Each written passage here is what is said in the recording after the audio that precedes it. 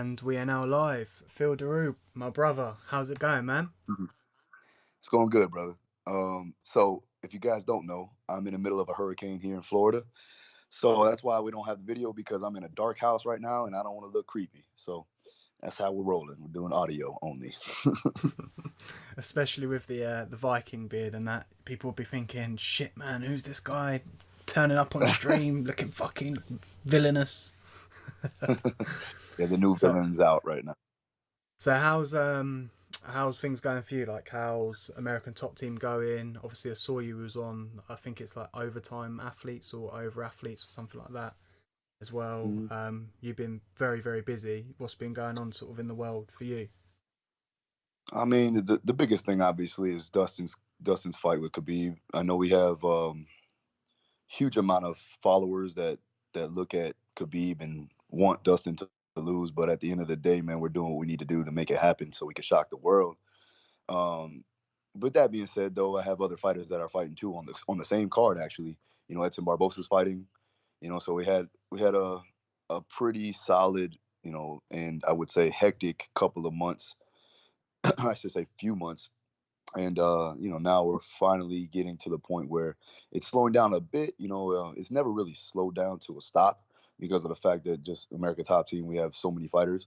So at the end of the day, this has actually been a blessing for me from the, I guess you would say, the hurricane, because I can get to slow down my pace of actually coaching and actually get the program and settle down a bit and do what I need to do to progress. But yeah, it's been a tough and grueling couple of months in this past couple of months. But I'm good. I'm ready to go.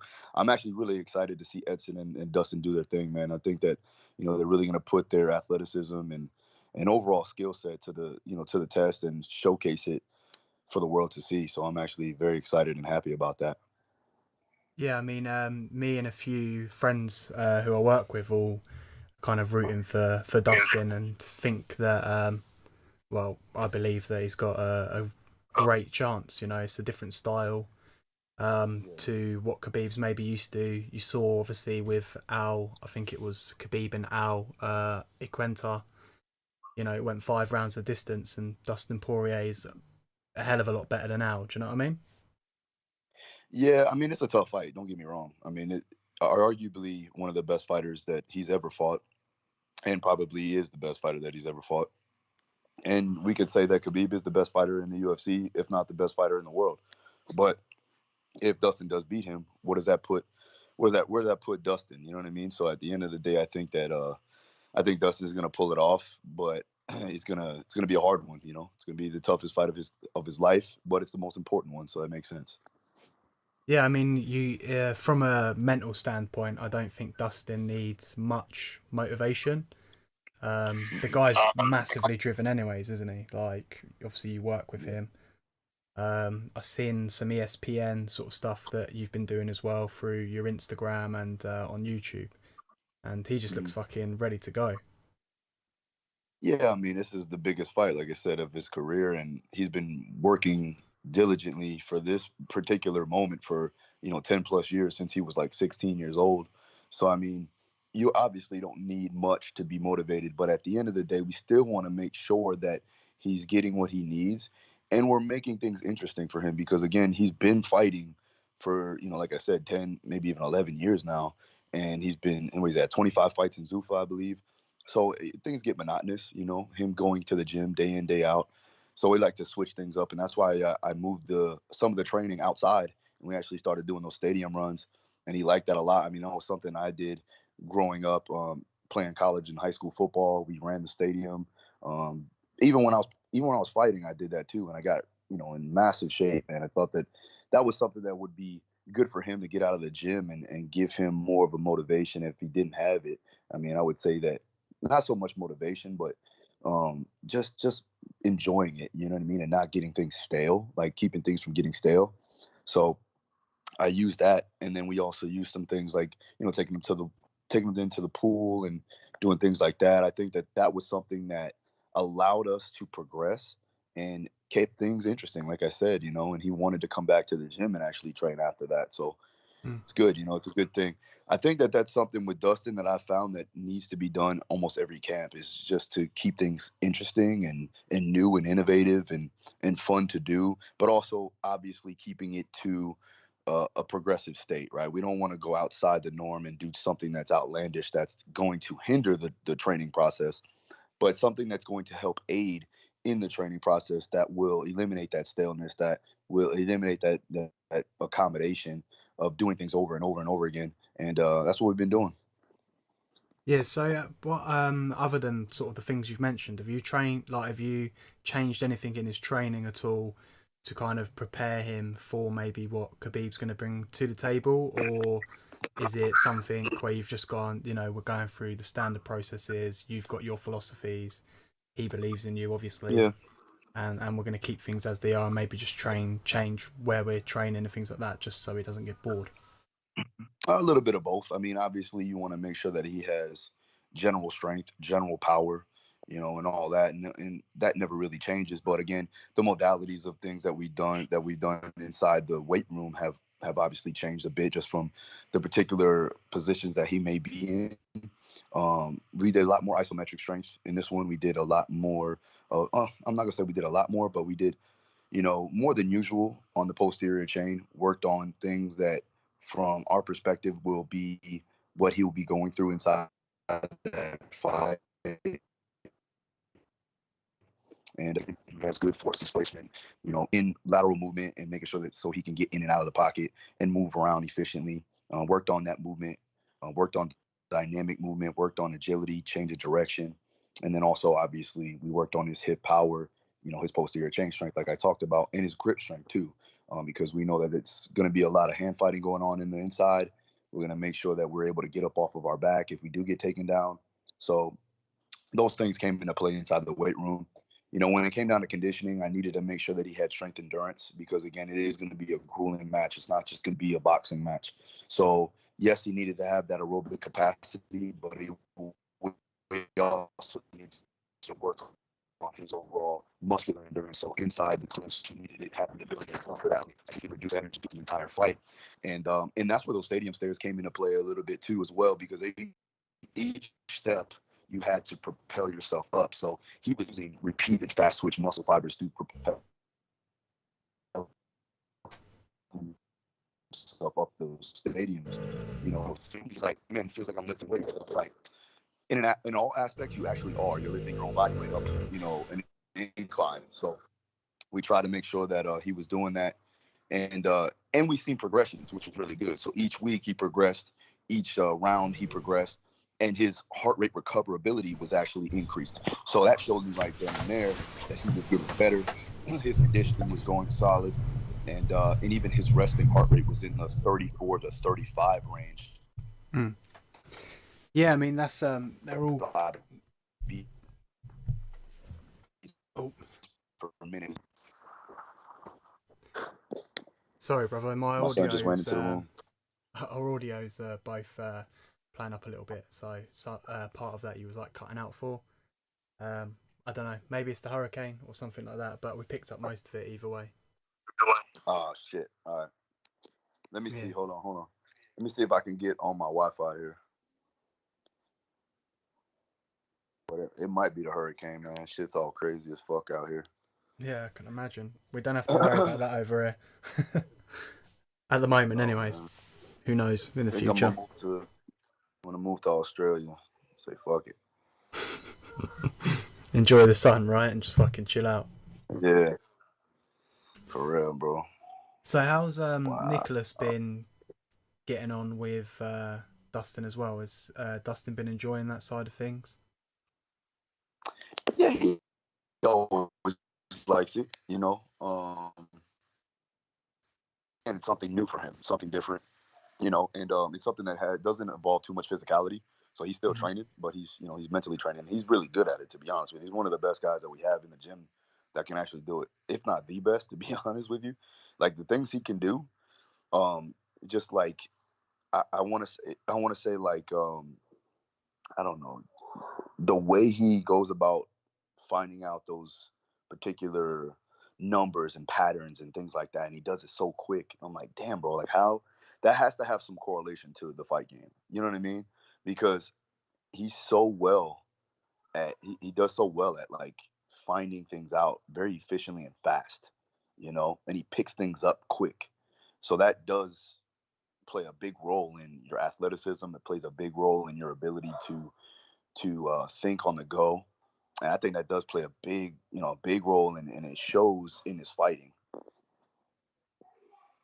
You Yeah, know, man, I agree. I think he's very. I think Nicholas is very well driven as well. It's mad to see a guy putting in so much effort with something he believes in, and is incredibly intelligent when he talks about it.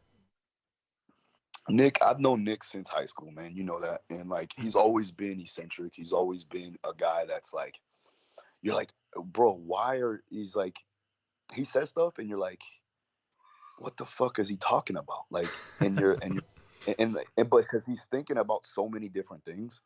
Like we'll be talking about one thing, and he'll talk about a whole another subject, but that's just because his brain is constantly moving. So I'm like, bro, bring it back over here, bring it back over here. Like, you're on another planet right now, But that shows his ability to like think things up and really, because he's always thinking about innovating, he's always thinking about growing, and he's always thinking about new ways to get better. So with that being said, he's definitely got this down. Now he just needs to showcase it so that everybody can buy into the situation, and then he needs to have success with it. And he does have success, which is a great thing. It's just he needs a little bit more because again, it's something very new that people don't understand, and it's going to take some time for people to truly buy in and trust into the process. But he's on the right track. You know what I mean? Yeah, I agree, man. Especially as well if Dustin goes and fucking smashes Khabib, it's just like shit. This guy's been working with him as well. He's been getting publicity himself as well through I think ESPN and things like that. So his hard Hmm. work is paying off really. Yeah, yeah, and he's a good guy, man. Like a truly nice guy. I think that with that he just needs to showcase it. And once he showcases it, he'll be able to have as much business as he possibly wants. You know what I'm saying? Hmm. So How are you managing your time so much, man? Because you're fucking, I swear, always doing something. Like always on the go. yeah, man. I mean, now I have a team that actually helps out. I have a whole media team that does all that stuff. Have my own videographer, so when we need to video and do things on the go, I'm able to coach and do what I do best, and then they're able to do what they do best, which is put together content for me, um, you know, edit and do all that stuff for people that need that help. And then on top of that, I have the mentorship program, so I'm coaching and mentoring other coaches around the world. But we have a set time frame when they can call in and ask questions and things like that. So everything's like again, it goes back to scheduling, making sure that I have set times for everything, and I know exactly what I'm doing. Like this weekend, I got something big coming up. I'm not gonna say what, but um, I'll be letting you guys know pretty soon. And I got to go out to California for it, so it's gonna be pretty interesting for a lot of people to see it. But yeah, it's gonna be a good thing for me and good thing for my coaching and all of that. But again, it comes back to coach. It comes back to scheduling and understanding what you need to do on a daily, hourly, minute basis. Planning and preparation, right? Rather than just pissing into the wind, as I like to say. Yeah, yeah, definitely. My wife always says, make sure you're forward thinking. So every time, every day, I'm like, okay, well, I got to make sure that I have these in place. The most important things I want to get done first. So guess what? It's 9 o'clock and I'm 9 a.m. and I'm doing your podcast first. So this has to be important for me to do it early in the morning, right? Yeah, I appreciate it a lot. I'm just fucking. But yeah, but this is something that is important. You know what I mean? So I like to do this. I know that it's going to help you. It's going to help me. But at the end of the day, I've got to make sure that everything's in line so that by about 12 p.m., I have almost free time to say to get some extra projects done. Or if I need to, obviously I'm coaching. I got to go down to American Top Team, believe it or not, in a couple of hours. And I'll coach for I want to say 6 hours. I'll coach, and then I'll get out of there. And then after I'm done coaching, then it's on to the programming. It's on to the computer work, or whatever the case. And then when I get home, as soon as I get home, I try to shut off any type of coaching, any type of things on social media, whatever. I put my phone away and I play with my family. I play with my kids. I spend time with my family, and that's how I can coordinate and balance out my life. That's awesome, man. It's proper good to just see you've got pretty much everything on balance now, and obviously I'm assuming it wasn't just an overnight process either, which a lot of people seem to suggest sometimes or believe sometimes that, oh, this guy was lucky, it just happened overnight for him or whatever. It's like, no, man, I've been planning this shit, I've been working hard for years, and now you're reaping the Yeah, benefits. without a doubt, man. I mean, if you think about it, I've been doing this for 10 years, 11 years now. And I didn't have everything all in line, and I didn't have it all figured out. It took time and practice and sacrifice and some fucked up situations at points, to really understand it. I had some failures along the way, but all through that process, or all through that time, I was able to learn and grow and maneuver my way into what I could say is success at the Mm. moment. Now I'm not complacent by any means, but I am happy with where I've been, or where I'm at now, and the road that it took to get me here. So with that being said, I'm always trying to evolve. I'm always trying to get better, but I found a way to basically formulate a process to get better and to not, basically run myself to the ground in a sense. Yeah, I mean, your growth over the last sort of 2 years has been fucking phenomenal. If you think about like your YouTube, your Instagram now. I remember reaching out when you were at like 8,000 followers, and I was like, man, this guy's training some badass people.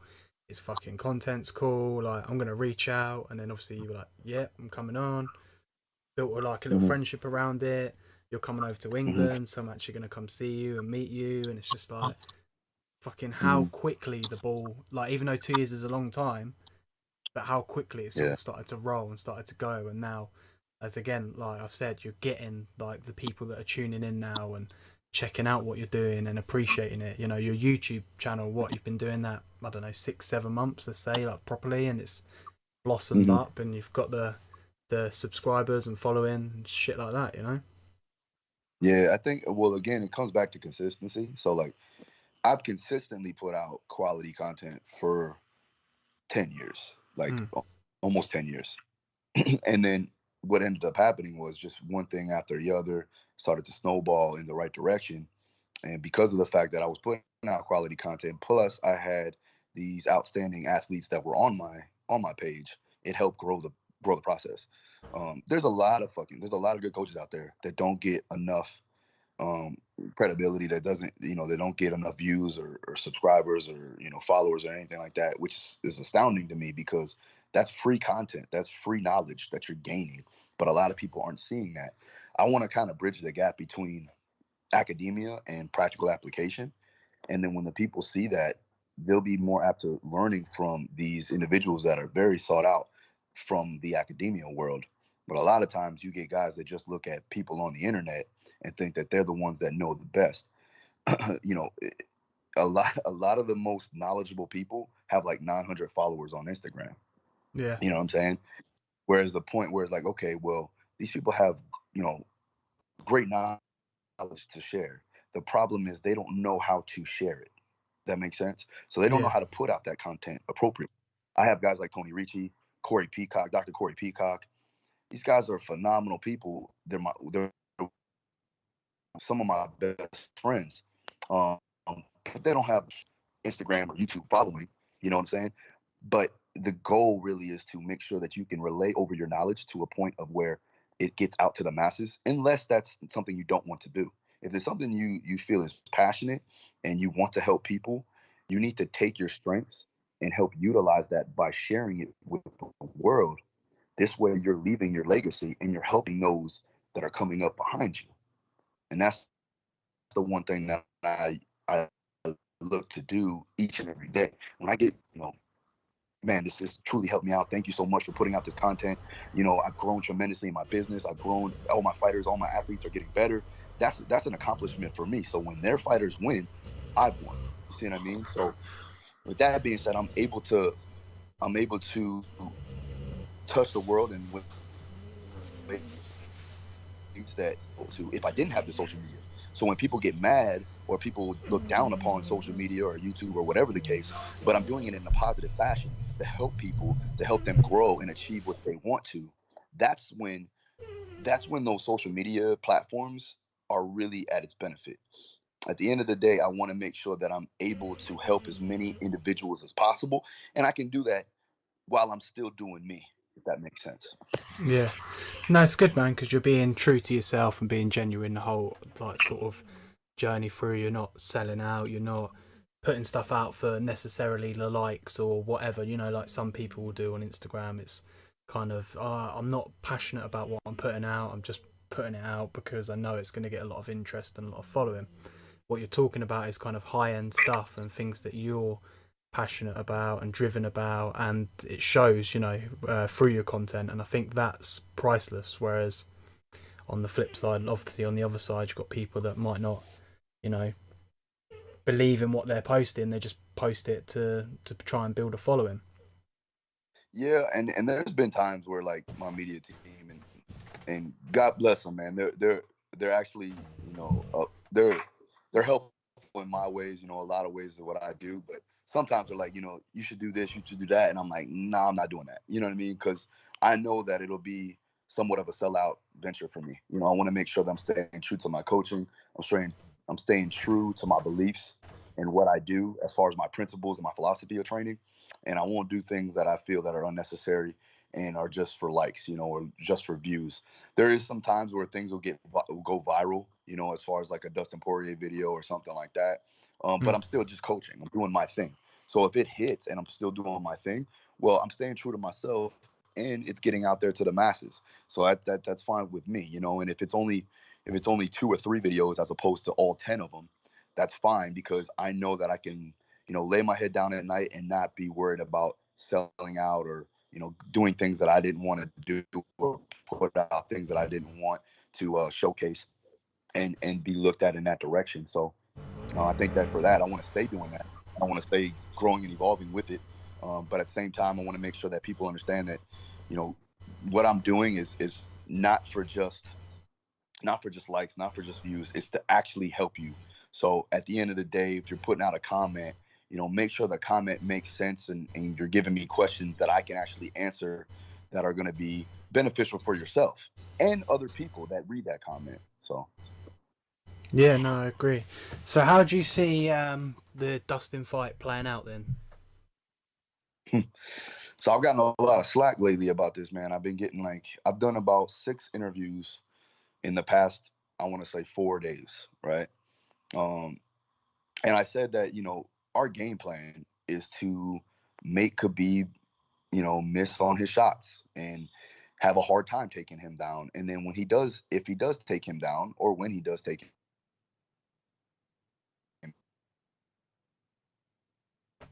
down,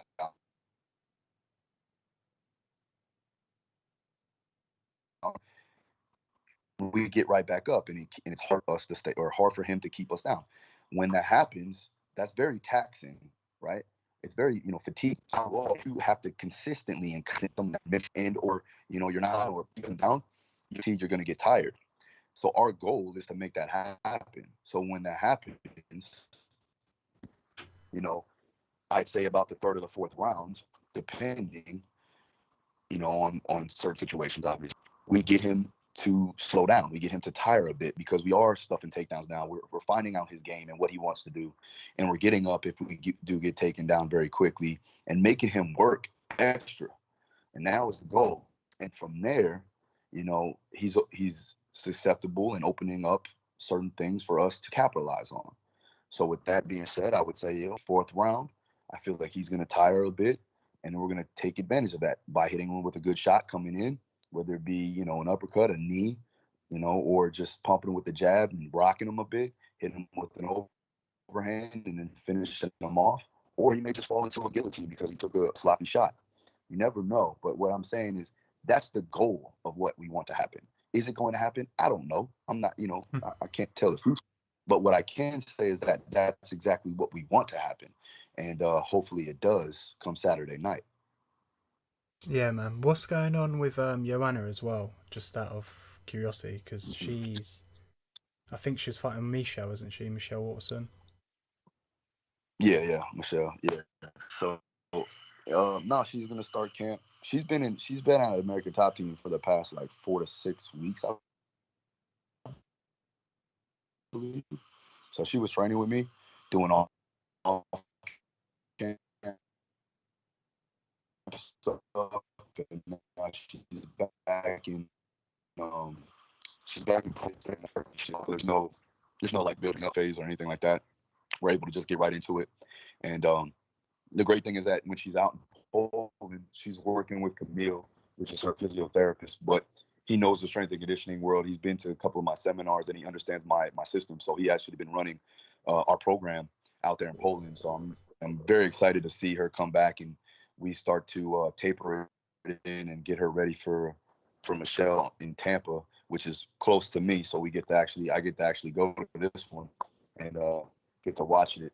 I haven't been to Joanna's fights since the last fight since actually in Madison Square Garden. So this one is gonna be fun for me. It's close to my house. Yeah, so excited. Exciting times, man. I've got to shoot to work, brother. So Yes, the sir. floor is yours. Fire away. If you want to advertise anything, you can, and obviously tell everyone about you coming over to the UK as well. Yeah. So I'll be in London in October 6th and 7th. Doing a seminar out there. And if you want to find any more information on that, just DM me at Daru Strong on Instagram. You also can find me on Twitter at Daru Strong. My website, www.darustrong.com. If you want to get onto my mentorship, my coaching mentorship, just go to my website. You'll see the link there. It's the Daru Strong online coaching mentorship program.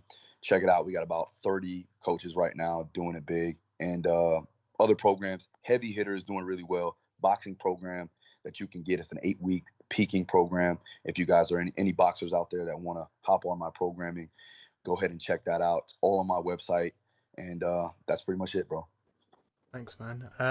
I'll chat with you off stream anyways, just for a couple of minutes, or 30 seconds or so. But yeah, thanks for coming on, brother. I really, really appreciate it a lot. No worries at all, man. Appreciate you. Boom. Man.